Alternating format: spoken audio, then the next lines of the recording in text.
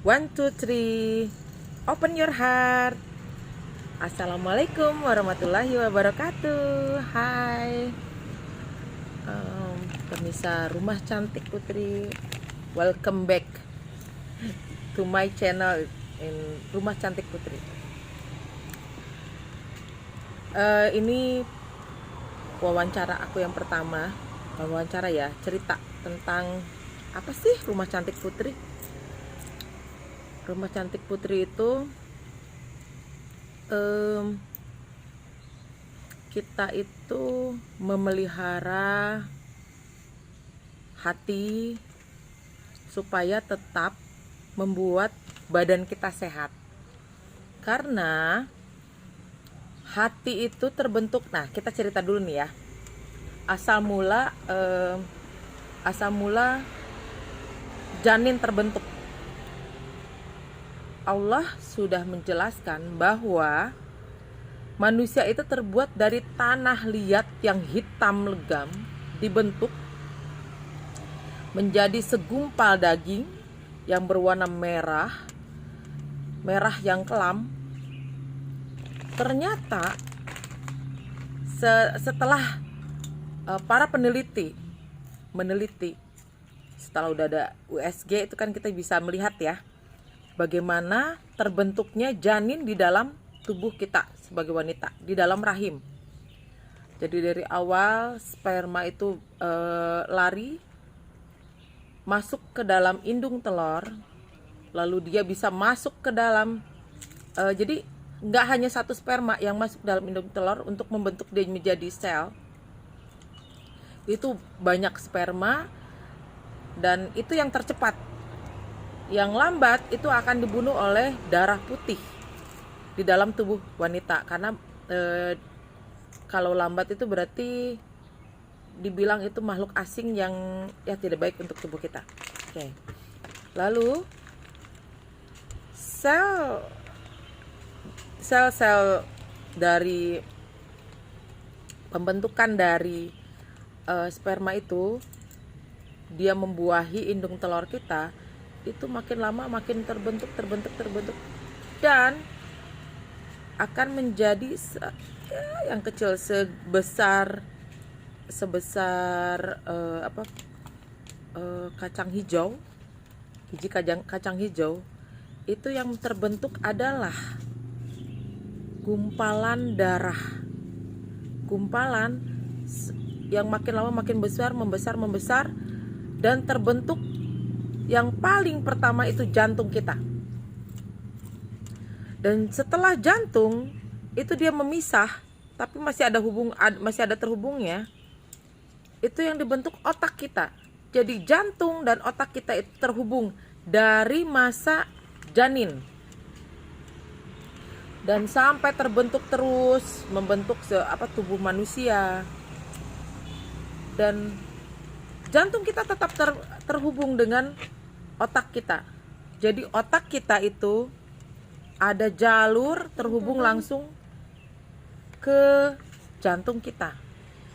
Nah, hati yang disebutkan itu, hati atau kolbu, itu adalah jantung. Jadi bila jantung kita sehat, berarti pikiran kita pun sehat. Pikiran kita sehat, jantung pun sehat. Karena ini terhubung, ada terhubung. Nah, di Rumah Cantik Putri itulah yang kita mentreatment orang sakit, orang lagi stres, orang lagi istilahnya kalau anak-anak sekarang itu lagi apa ya namanya,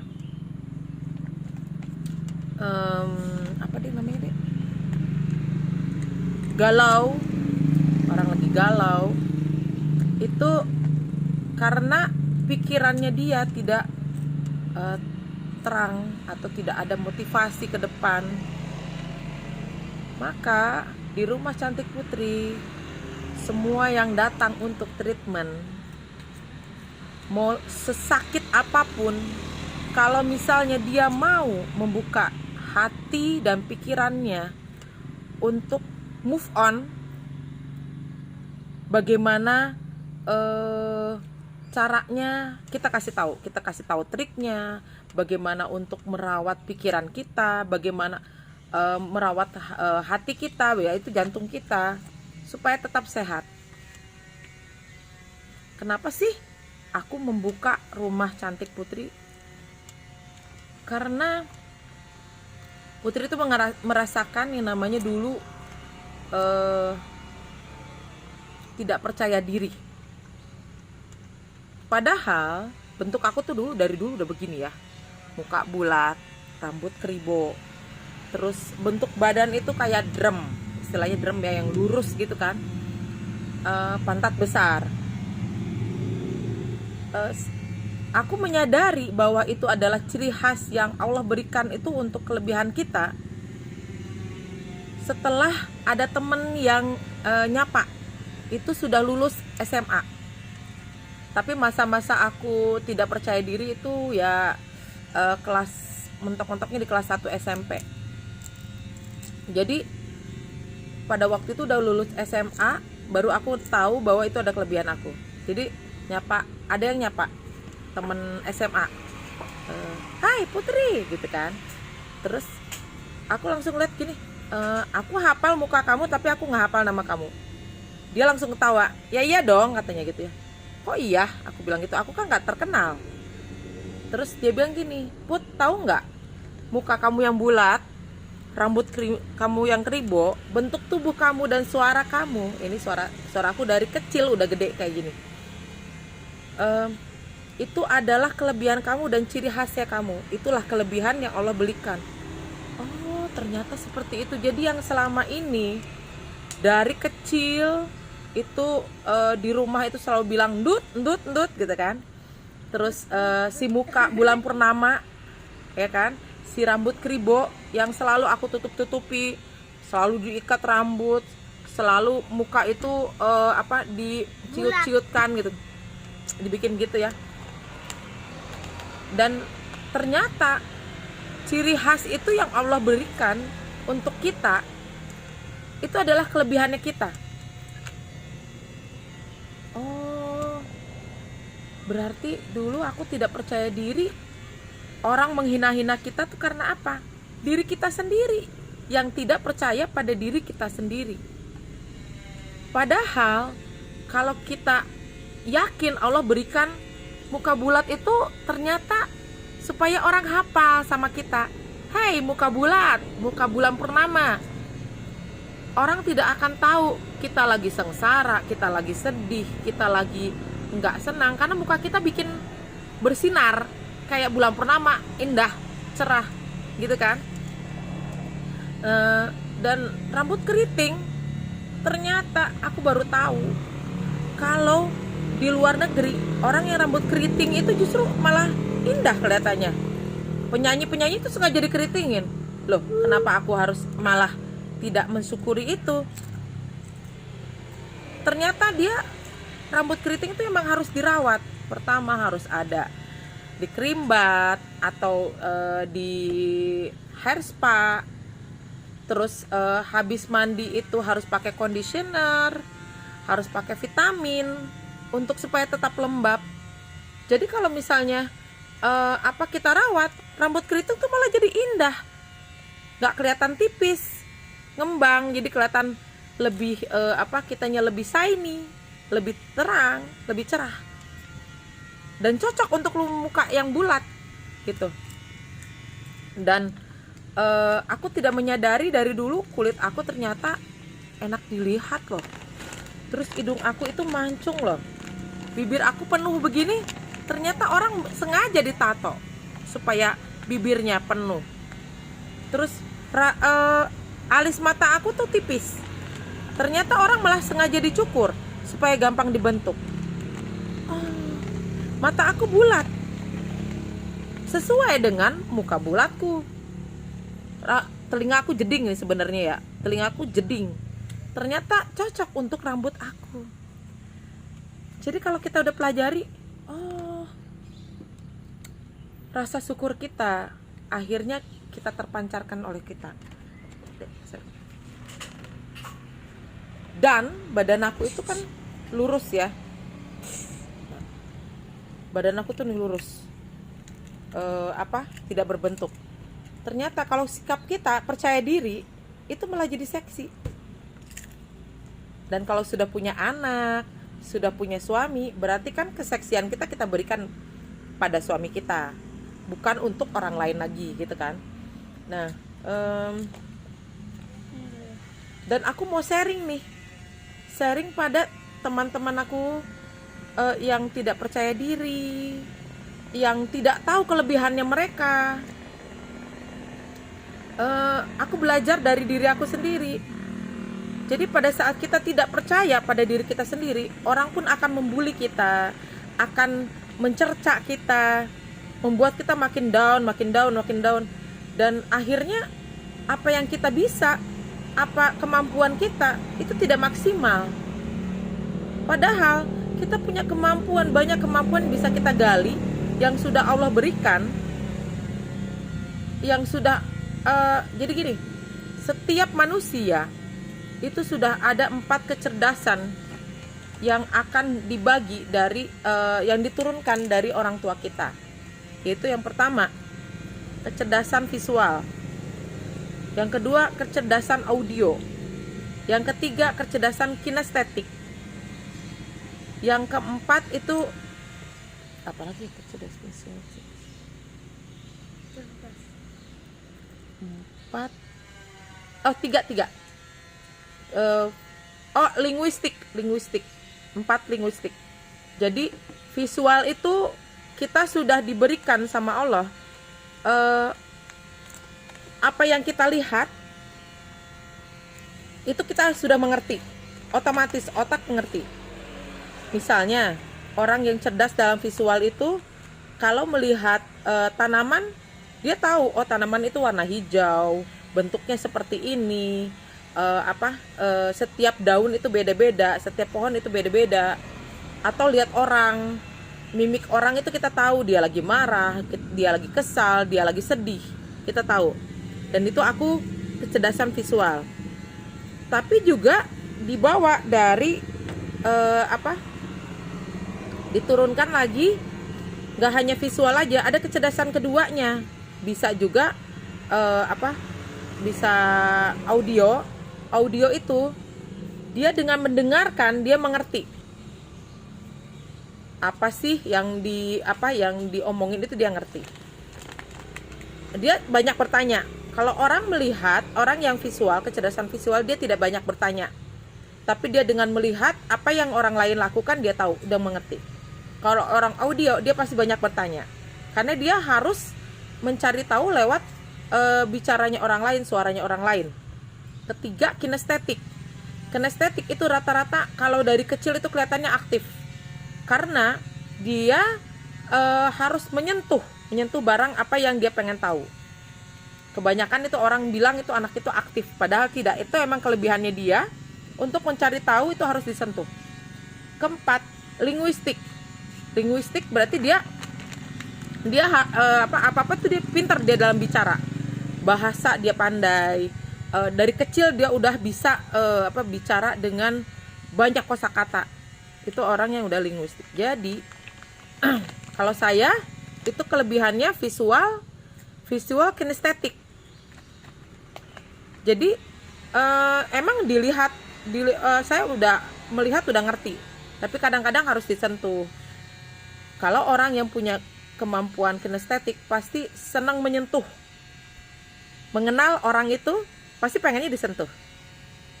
Jadi dia seperti orang yang penyayang gitu. Kalau misalnya dia mau menenangkan anaknya yang lagi sedih, pasti dia pengennya memeluk, ditenangin, diusap-usap. Dan dia pun begitu, kalau lagi sedih, pengennya diusap-usap, pengennya dipeluk gitu. Jadi masing-masing itu manusia sudah membawa kecerdasan itu. Dan kalau kita tidak percaya diri dari kecil, sudah dicerca oleh orang tuanya atau orang adiknya, kakaknya, maka dia tidak akan bisa memaksimalkan kelebihannya dia.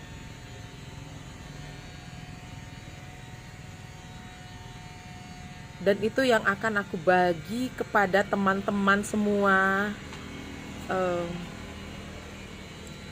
apa yang aku dapatkan selama ini sampai usia aku sekarang udah 43, di dalam pernikahan, mendidik anak seperti apa, dan hidup dengan rasa, karena saya telat nikah, umur 31 baru menikah, merasakan bahwa dijodohkan itu seperti apa, membuka diri itu seperti apa. Pada saat titik-titik kita udah kesel, ditanya terus nikah kapan, nikah kapan, nikah kapan, nikah kapan, usianya udah tua, lalalala. Itu juga saya merasakan sampai usia 31. Dan pada saat saya menemukan jodoh saya, itu saya udah tingkat kepasrahannya tingkat sudah sangat tinggi. Dan itu sempat saya putus asa, yang istilahnya ya sudahlah, kalau saya tidak ditakdirkan, ya nggak apa-apa, saya tidak ditakdirkan untuk menikah, it's okay. Tapi Allah langsung memperingatkan. Di situ saya waktu itu mendengarkan radio OS di Bandung, karena saya orang Bandung, saya lahir dan tinggal di Bandung, tapi saya keturunan orang Minang, karena orang tua saya orang Minang dua-duanya. Bapak saya Datuk, mama keturunan raja di Batu Sangkar. Jadi istilahnya sebenarnya kita merantau itu posisi kita udah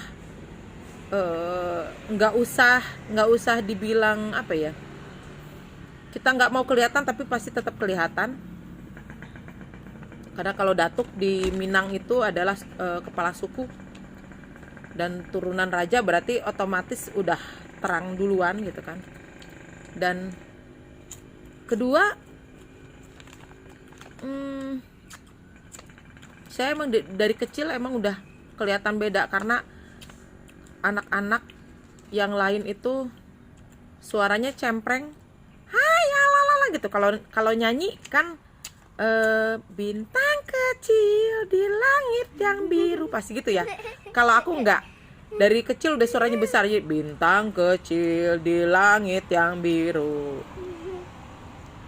Dan itu sudah berbeda, dari kecil aku udah berbeda, dengan muka bulat, badan bulat, tapi tetap ternyata bentuk tubuh aku tuh bulat tapi tidak besar, hanya montok gitu kan. Tapi karena dibilang endut, jadi merasa diri gendut, bulat seperti bola, padahal tidak. Terus dari kecil aku tuh orang, karena visual kinestetik, berarti kan aktif sebenarnya ya. Cuman karena orang tua tidak mengerti, bukan orang tua ya, mamah mungkin ya, mamah nggak mengerti, ini anak kok aktif banget. Kalau papa ngerti, karena papa guru SMA, yang dia tahu aku tuh kelebihannya di situ. Jadi akhirnya apa ya, mungkin karena kan kalau papa kan ngajar, jadi kan nggak selamanya ada di rumah bergaulnya sama mama. Akhirnya aku tidak bisa memaksimalkan kemampuan aku di visual dan kinestetik. Akhirnya aku lebih senang menyendiri, nggak banyak cerita. Kalau orang cerita aku dengerin, kalau orang tanya kehidupan lu apa di sekolah atau segala macem, aku nggak cerita, ya nggak ada, aku bilang gitu. Karena aku nggak memaksimalkan diri aku sendiri, karena merasa tidak percaya diri. Akhirnya aku menjadi orang yang introvert. Introvert itu ya kalau nggak ditanya, ya nggak jawab. Aku hanya memaksimalkan kemampuan aku lewat apa? Melihat dengan kehidupan orang-orang. Aku paling seneng ngelihat kehidupan mereka ya. Kayak orang lagi melakukan sesuatu, aku seneng ngelihatnya dan mengerti, oh orang itu lagi sedih, oh orang itu lagi marah. Jadi itu seperti kayak pisau juga sih. Jadi gimana pemakaiannya? Kadang-kadang kita sedih kalau ngelihat orang sedih. Kita marah, kita pun jadi ikut aduh, kok orang itu marah ya sama aku, kenapa ya, kayak gitu. Padahal belum tentu juga dia marah sama kita. Mungkin dia lagi bad mood atau dia lagi apa gitu kan. Jadi semua itu yang aku pelajari setelah aku percaya diri. Itu SMP kelas 1. SMP itu aku ada yang ngajak temen SMP aku, SMP 36,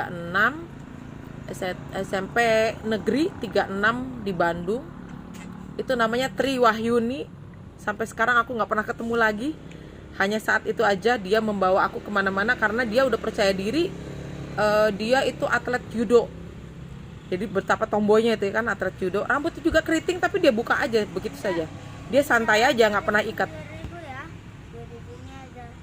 Jadi dia santai aja, nggak pernah tuh yang namanya diikat. Kalau aku harus diikat terus karena papa nggak suka rambut keriting aku kelihatan gitu kan. 5.000. Ya. Adik ban. 4.000. Cukup enggak ya? Jadi itulah kisah hidup aku yang menurut aku sih jadi pelajaran juga. Untuk nanti kedepannya jadi ada cerita untuk teman-teman yang tidak percaya diri. Makanya aku dulu sempat ngajar di SMEA, tapi sebagai tamu, memunculkan rasa percaya diri tiap anak. Jadi orang kalau udah jerawatan itu pasti ada penyebabnya, bukan karena dia salah kosmetik atau hormon, bukan. Ternyata karena dari pikirannya dia sendiri. Setelah dia merubah kebiasaan yang dia lebih percaya diri, akhirnya mukanya otomatis bersih sendiri.